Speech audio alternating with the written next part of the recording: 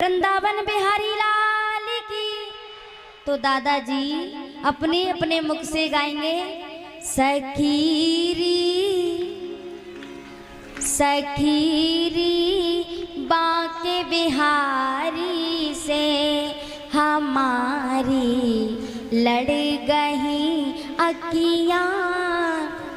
दादाजी क्या भगवान हमारे ही हमारे हैं? अगर आप मना कर दो कि हमारे नहीं है तो आज से कहना, हम समझते हैं जब हमारे भगवान है तो सबके भगवान है। दोनों हाथ उठाकर एक साथ, सखीरी हो सखीरी सखीरी बांके बिहारी से हमारी लड़ गई अखियां। सखीरी बांके बिहारी से हमारी लड़ गई अखियां। बांके बिहारी से हमारी लड़ गई अखियां। बोली वृंदावन बिहारी लाल की, सावरे सरकार की। आज मैया गोपियों ने जाकर गोपी से कहा, बहन आज वो परम ब्रह्म परमात्मा यशोदा के आंगन में नाच रहा है। आज गोपियों ने सोचा कि उस कन्हैया का दर्शन करने हम कैसे जाएं, क्योंकि मैया शोर ना करे, मैयाओं की आवाज बहुत आ रही है। एक गोपी ने जैसे ही कहा, बहन आज यशोदा के आंगन में वो परम ब्रह्म नाच रहा है। गोपी ने सोचा, क्योंकि जो नई गोपी होती हैं, जो घर की नई नवेली बहू होती है ना दादाजी, ओ चश्मा वाले बाबा जी, जो घर में नई बहू होती है ना, तो सासू माँ उनको घर से बाहर नहीं जाने देती हैं। अब जो नई बहू हैं सोच रही हैं कि भगवान का दर्शन कैसे करने जाएं। उनके नेत्र तरस रहे हैं कि उस छलिया का दर्शन करें हम। अब गोपियों ने विचार बनाई, उनकी सासू माँ, क्योंकि जो सासू माँ नई बहू को साल 2 साल पर्दे में रखती हैं, सास उनकी गई है भोले बाबा के मंदिर में पूजा पाठ करने के लिए। गोपी ने सोचा ऐसे तो जाने देने वाली नहीं है, क्योंकि सासू माँ इतनी खतरनाक होती हैं, इतनी खतरनाक कि स्वयं तो सब जगह चली जाती हैं और बहुओं को कहीं नहीं जाने देती। अब बहुओं ने विचार बनाया, सासू माँ गई हैं मंदिर में पूजा पाठ करने। अब गोपी ने घर की मटकियों को फोड़ना शुरू कर दिया। एक गोपी ने मटकी को फोड़ा, सासू माँ मंदिर से आई, कहने लगी, गोपी ये घर की मटकी किसने फोड़ी? बहू ने कहा, माँ जी घर की मटकी, अरे वो यशोदा को लाला आयो, यशोदा को लाला आकर घर की सारी मटकियों को फोड़ गया। सासू माँ कहने लगी, बहू अगर मैं जाऊंगी तो बात ज्यादा बढ़ जाएगी, जाओ तुम उल्हाना देकर आओ कि तेरे लाला ने हमारी मटकी को फोड़ा। ओहो, गोपी नाचने लगी, जय हो प्रभु तुमने बड़ी कृपा की। अब तो गोपियां जाने लगी। दूसरे दिन भी गई तो दूसरे दिन भी मटकी फोड़ दी। फिर से कहने लगी, गोपी तुम ही जाओ, अगर मैं जाऊंगी तो बात ज्यादा बढ़ जाएगी।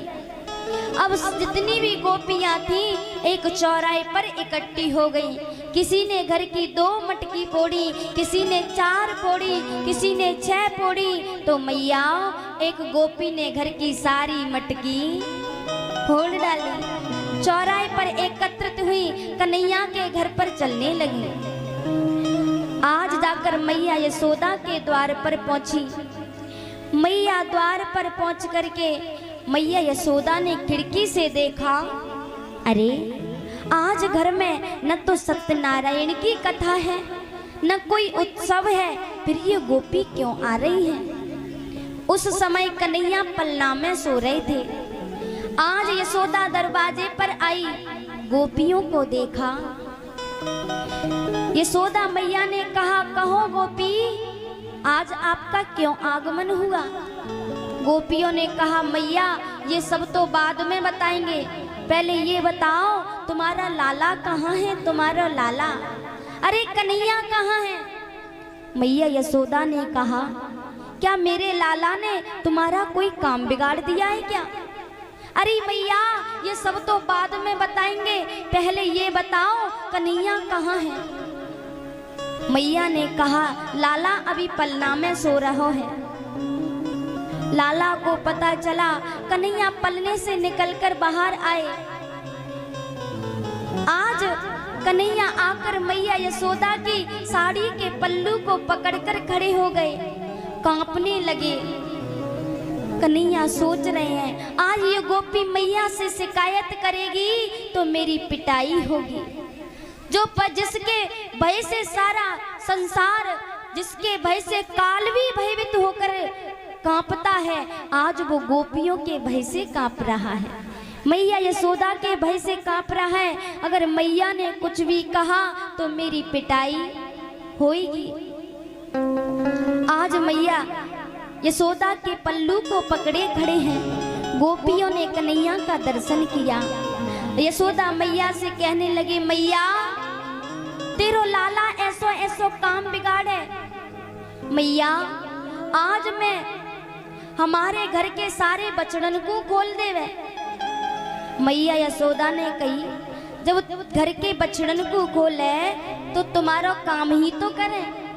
अरे मैया ये घर की बछड़न को जब खोले, जब दूध दहने से 1 घंटे पहले बछड़न को खोल देता है तो बछड़ा जाकर सारे दूध को पी जाते हैं, एक बूंद भी दूध नहीं ले पाते हम।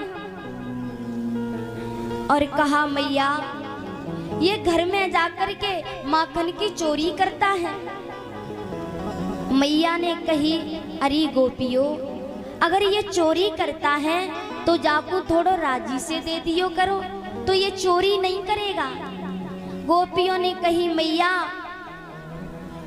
जब हम इसको डांट लगाते हैं, राजी से देने को कहते हैं, तो ये टेढ़ी नजर करके कहता है, मोकू तो चोरी को ही अच्छो लगे, मोकू राजी को अच्छा लगे ही नहीं। एक गोपी बोली, मैया आज जाके इसने मेरी मटकियों को फोड़ दिया और दही चुराकर खाने लगा। मैया ने कहा, ये दही चुराकर खाता है तो याकू थोड़ी क्रोध होकर के, थोड़ी गुस्से से इसको डांट कर बोला करो।